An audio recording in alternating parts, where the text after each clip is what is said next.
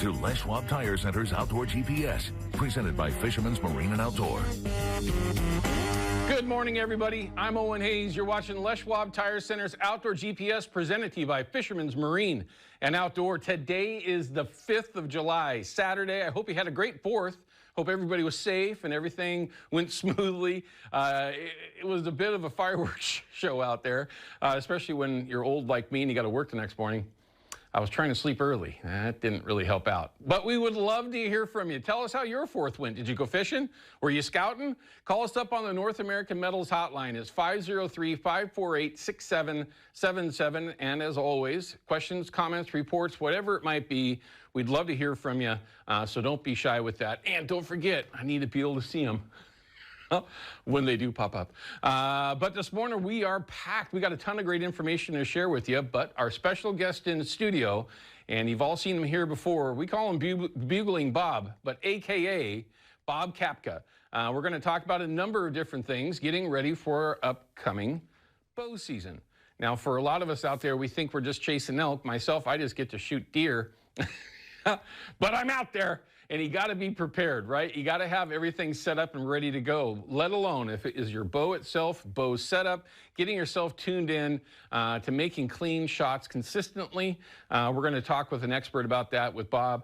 Also, of course, we're going to talk calling, preseason scouting tips, things that might make you just more successful when you do ultimately get out there. We were just talking about this prior to the show starting next month. Hunting season starts. And like Bob mentioned, it might be the end of the month, but it's still next month that folks are going to be out there chasing some deer around, chasing some elk around. Lots of great things to look forward to. Cross your fingers if you're like me and you pay attention to weather daily, that the lightning strikes and everything kind of slow down. That central part of the state this week heading towards the northeast corner. A lot of lightning this week. Hopefully things don't get too crazy along those lines. But that's just for us that head that way. There's a lot of you that spend your time over here on the west side. So there's a lot of things to get prepared for, and we're going to have a chance to check in with Bob on that. I was just looking at our other conversation here. Also, he's got some calling classes that he puts on every year. And he's got a couple of those coming up right away for you that might want to become more proficient at calling elk. And understanding when and how you should or shouldn't call elk is maybe another way to put that as well. So we'll have Bob here in just a little bit. As always, in this upcoming segment, it'll be the report segment. Yesterday being the 4th, lots of folks that were out. If it was local, I was getting text messages from all over the place, the coast, different lakes in Central Oregon. So we'll have a couple of reports to share there as well. And of course, just hopefully get you excited about having some options that are still out there. Yeah, it is full-blown summertime. It can make things a challenge if you want to get out, do some fishing, and be successful. But we might even include a couple of different fisheries than what you may have been thinking about originally in some of these reports this upcoming segment.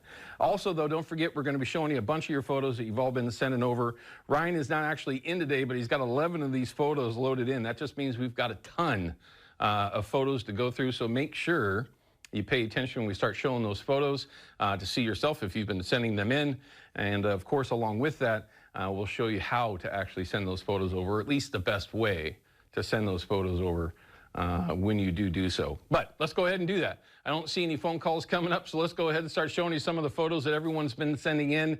You can see there, oh, Drano, drift boat fish. I like that. Nice Chinook, by the way. Great photo. Austin at Drano. Rafay sent this in. I hope I said that correctly. Sometimes I get those names wrong. Look at that. Holy smoke. Bankies will survive. Yeah, most of the time out fishing everybody else. That's a dandy.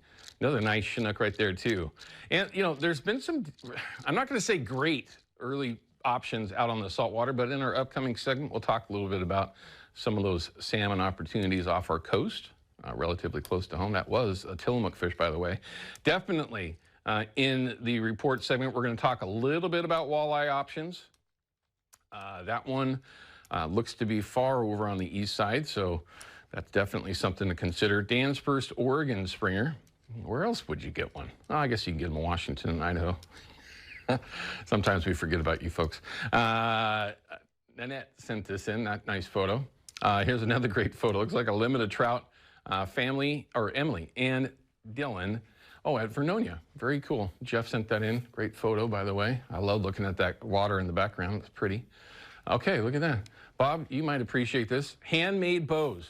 David sent these over. Wow. You ever spent much time shooting longbows or recurves or any of that stuff? Very little. I have. I remember the first time I shot one of those things, I thought I took half the skin of my arm off. Wasn't quite shooting what I was used to. Very cool, though. Very pretty. It must take a while to do that the right way. June Springers, yeah. Welcome to 2025. Willamette was very productive here just a couple of weeks ago. Things have changed a little. Much like this photo here. Luke and Brandon, looks like Rob sent that in. And yeah, still some decent options to do if you do it the right way. Limit of groceries. Kurt sent this in. That's at Pacific City. Look at that. That's a bunch of nice lean cod. Great options up and down the coast if you can get out there. Depending on the location and the boat you have, and that'll determine on where you can actually start targeting those things. Willamette Chrome. Tom, nice fish. Did get rumor this week of a 20-plus pounder caught down there. Anytime, especially in June, for crying out loud, to hear of that. It's pretty darn nice. It's easy to send photos in. We'll get to that here in a second. There it is. It's the Fox 12 app. It's free. Once you download it, follow along with everything at KPTV and KPDX, and of course, here at Outdoor GPS. And it's also the easiest way to leave photos. You can also become a fan on our Facebook page if that's something that you're into, and leave photos and comments and questions and stuff like that there as well. So lots of ways that we can get together. But don't forget that giveaway that Abby's has been doing every week now for quite a while. It's a photo contest, gps@abbys.com. If you were lucky enough to win that, you will get a giant pizza from Abby's, and goes without saying, they're delicious. Not quite as delicious as what this thing can get you. But that's a whole other story for later on. But, all right, we're going to cut to a quick break. When we come back, we're going to jump into the field report. Lots of stuff to cover there. Lots of options that are out there. It is a holiday weekend. So if you're at home watching right now, we'd love to hear from you. Call us up on the North American Metals hotline. It's 503-548-6777. We'll be back with more Outdoor GPS in just a couple minutes.